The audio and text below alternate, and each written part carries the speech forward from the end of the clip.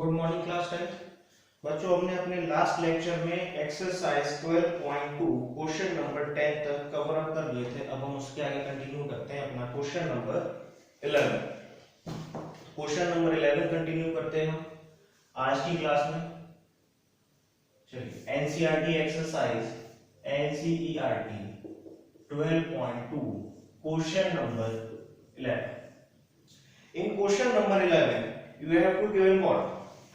आपको question number 11 दे रखा है, आप उसके साथ साथ क्वेश्चन पढ़िएगा। A car has two wipers which do not overlap, each wiper has a blade of length 25 centimetre swiping through an angle of 115 degree. Find the total area cleaned by swipe by the blade. दोनों blade के through अगर हम car में लगे wiper देखें, जैसे मान लिया ये वाइपर है, यहां से लगा हुआ है एक ब्लेड। अब सपोज ये 150 एंगल पे क्लीन कर रहा है, तो इसका एरिया कुछ ऐसा जाएगा। मान लो इतना एरिया क्लीन कर रहा है, एक ब्लेड इतना एरिया क्लीन कर रहा है ना।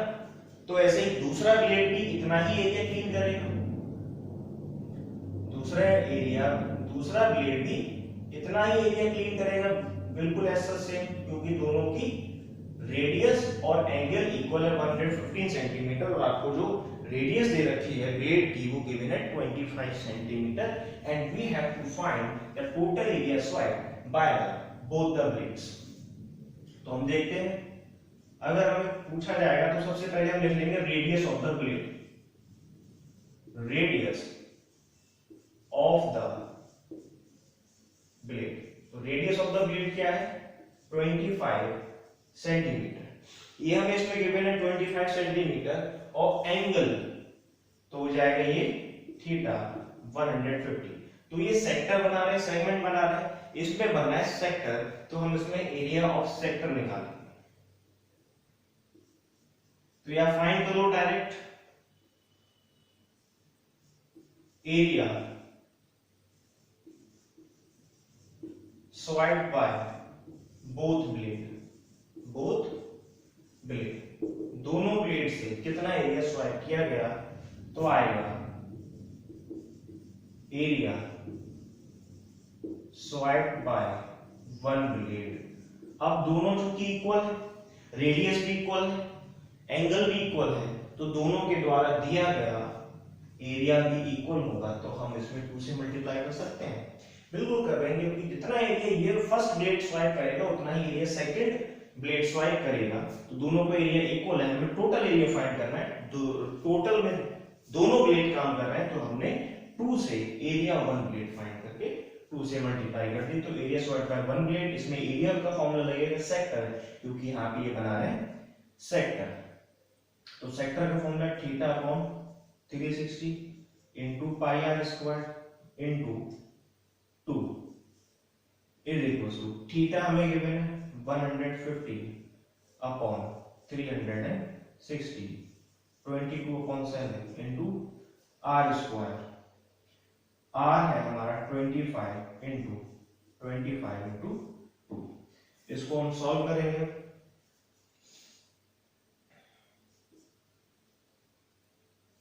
5 2 और 3, 5 7 and 2, 2 1 2 3 6 और कुछ कैंसिल आउट हो रहा है 18 11। Anything else? अब कुछ नहीं कैंसिल आउट हो रहा है, क्या बचा 23 into 11 into 25 into 25 upon 18 into 7। तो ये आया हमारा 23 into 11 into 22 into 25 into 25 into 25 into 25। अब इसको आगे आप सॉल्व करेंगे खुद से, इसके आगे आप खुद से सॉल्व कर सकते हैं। तो एरिया आ जाएगा, ये न्यूमेरिकल में यहाँ पे छोड़ रहा हूं, हम आगे बढ़ रहे हैं जिससे कि हम ज्यादा क्वेश्चन कवर कर पाए। तो आपको क्वेश्चन पूरा समझ में आ गया होगा, बस इसके आगे आपको खुद से करना है सॉल्व। अगर आप कहें तो एक बार मैं इसको आंसर भी बता देता हूँ। इसका आंसर आएगा 23 into 11 into 625 divided by 18 and divided by 7, तो around something around 1254 centimetre area इसका आंसर आएगा। अब हम बढ़ते हैं अपने नेक्स्ट क्वेश्चन की तरफ। Question number 12।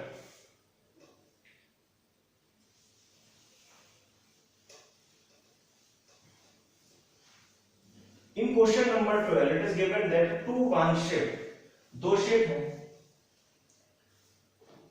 one ship for underwater rocks, a lighthouse is spread a red color light over a sector of angle 80 degree to a distance of 16.5 kilometre. Find the area of the sea over which the ships are gone. देखिए light house लगे होते हैं, जैसे light house लगे होते हैं तो उसने वार्न किया था कि अंडर वाटर सी रॉक्स है, उसने क्या लाइट हाउस ने वार्न किया था। जैसे मान लीजिए ये लाइट हाउस टॉवर है,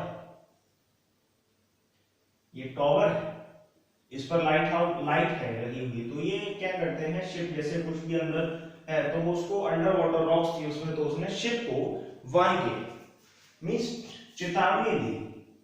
कैसे? लाइट जलाई, यहां से लाइट पड़ी, इस तरह से सपोज उसने इतना एरिया आपने देखा होगा, जैसे मान लिया हम ये सर्कल मान लेते हैं तो यहाँ पे है, तो उसने इतना एरिया में लाइट स्प्रेड की, ये इस तरह से उसने लाइट स्प्रेड की जो कि एंगल बना रहे थे 80 सेंटीमीटर, और उसने कितनी दूर तक मान किया? वो किया 16.5 किलोमीटर, 16.5 किलोमीटर दूर। जैसे मान लीजिए मेरे हाथ में लाइट है तो लाइट का फोकस ऐसे जा रहा है, तो मैंने ये जो फोकस गया वो कहां तक गया? 16.5 किलोमीटर, 16.5 किलोमीटर एरिया कवर कर, यहां से लेंथ कवर कर रहा है। फिर मैंने इस लाइट को रोटेट कराया, इस तरह से रोटेट कराया, और ये बीच का जो एंगल बना वो 80 डिग्री एंगल आया। ठीक, अब देख पा रहे हैं, जैसे मान लीजिए लेंथ कितनी है? 16.5 किलोमीटर, तो इतनी तो लेंथ हो गई, ये लेंथ हो गई, तो ये क्या हो गई? Radius 16.5 kilometre. इसको हम चेंज कर लेंगे मीटर, तो 16.5 इंटू 1000 हो जाएगा मीटर, एंड तो ये तो रेडियस होगी।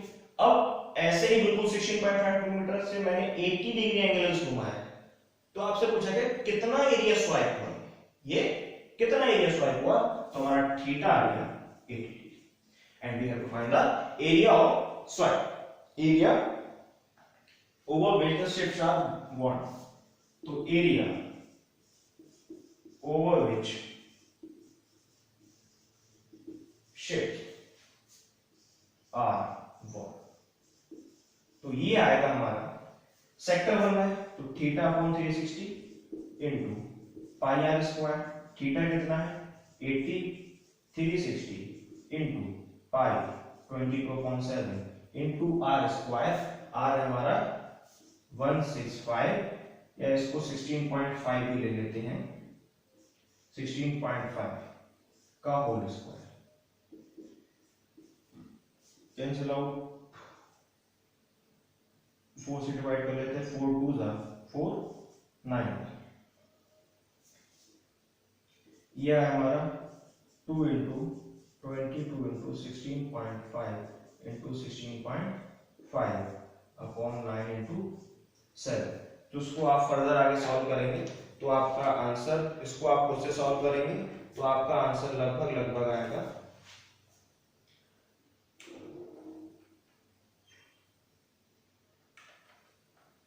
11.52 किलोमीटर।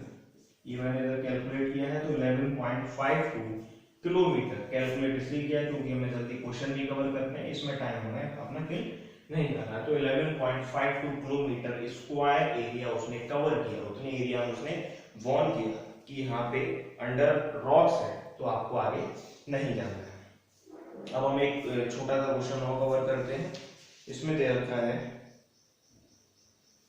ये 14 वाला क्वेश्चन, ऐसे देख लेते हैं एक बार।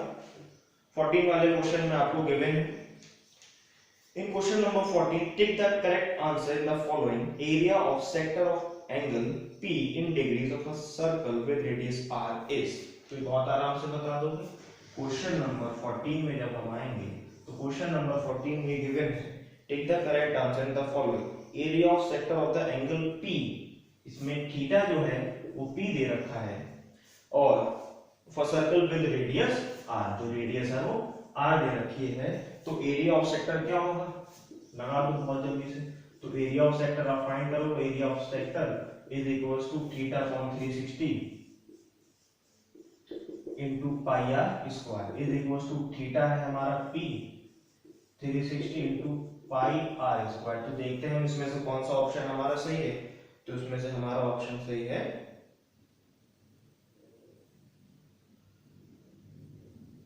p degrees with 2 pi are square.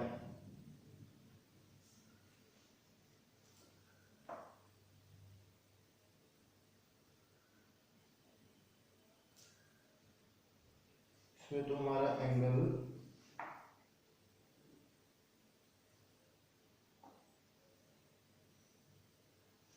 Area of sector of P, angle P in degrees with radius R। तो इसका आंसर तो यही आना चाहिए, इनमें से कोई सा भी आना चाहिए 2 पाई आर स्क्वायर 72 अपॉन। अब इसमें से हम वेरीफाई कराएंगे, हमारा आना तो ये चाहिए। अब चेक करेंगे, देखिए फर्स्ट वाला आएगा क्या, फर्स्ट वाला नहीं आएगा, क्योंकि अगर हम 2 से मल्टीप्लाई भी कर दें, देखो पाई आर वाला है तो 2 पाई आर वो तो आएगा ही, इन्हीं में से कोई आएगा, ये देख के नहीं लग रहा, अब हमें बनाना पड़ेगा। फर्स्ट तो आएगा नहीं, तो 2 पाई आर है, तो हमें यहाँ पे क्या चाहिए पाई आर स्क्वायर, जो कि आएगा नहीं। सेकंड पाई आर स्क्वायर, ये हो सकता है। अब ये होने के लिए, पाई आर होने के लिए यहाँ पे 360 होना चाहिए, जो कि वो भी इसमें नहीं है। फिर उसके बाद 2 pi r p upon 360 into 2 pi r, तो ये भी नहीं होगा। अब डी वाले ऑप्शन पे आते हैं। डी वाले ऑप्शन पे हमें दे रखा है p upon 720 into 2 pi are square, तो ये गिवन है, ये थोड़ा थोड़ा लग भी रहा है। अगर हम क्या करें, देखिए डी ऑप्शन क्या दे रखा है, अगर हम क्या करें 360 इंटू 2 से मल्टीप्लाई कर लें, 2 से डिवाइड कर लें। हमने क्या किया भाई, हमारा ये तो था पाई आर स्क्वायर,